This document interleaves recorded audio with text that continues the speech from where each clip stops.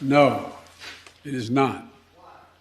Because you have the Afghan troops have 300,000 well-equipped as any army in the world, and an Air Force against something like 75,000 Taliban.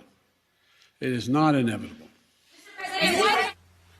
Mr. President, thank you very much. Your own intelligence community has assessed that the Afghan government will likely collapse. That is not true. Can you please clarify what they have told you about whether that will happen or not? That is not true. They did not reach that conclusion. So what is the level of confidence that they have that it will not collapse? The Afghan government and leadership has to come together. They clearly have the capacity to sustain the government in place. And do you see any parallels between this withdrawal and what happened in Vietnam, with some people feeling? None whatsoever. Zero. What you had entire brigades breaking through the gates of our embassy. 6, if I'm not mistaken.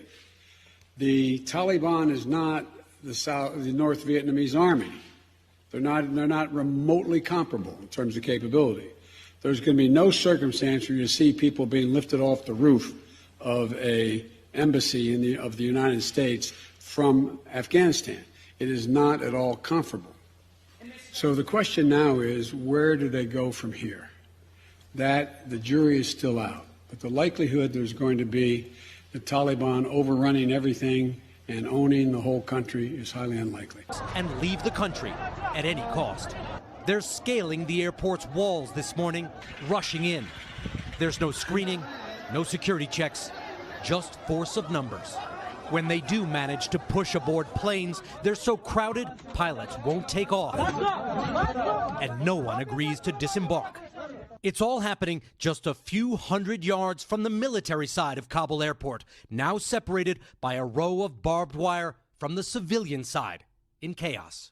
The military side is where the U.S. is staging an elaborate evacuation of American diplomats from the embassy.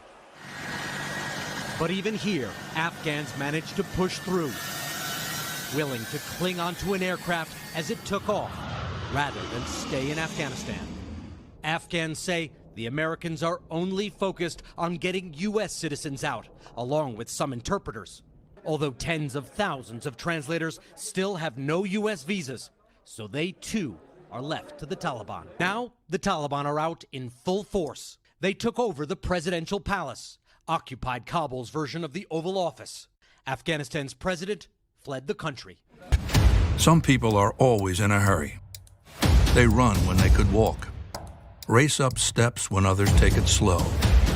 When Joe Biden's president, America is just going to have to keep up.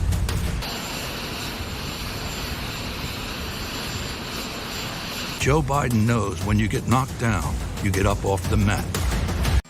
What must be what? If you want to think you need to have weapons to take on the government, you need F-15s and maybe some nuclear weapons.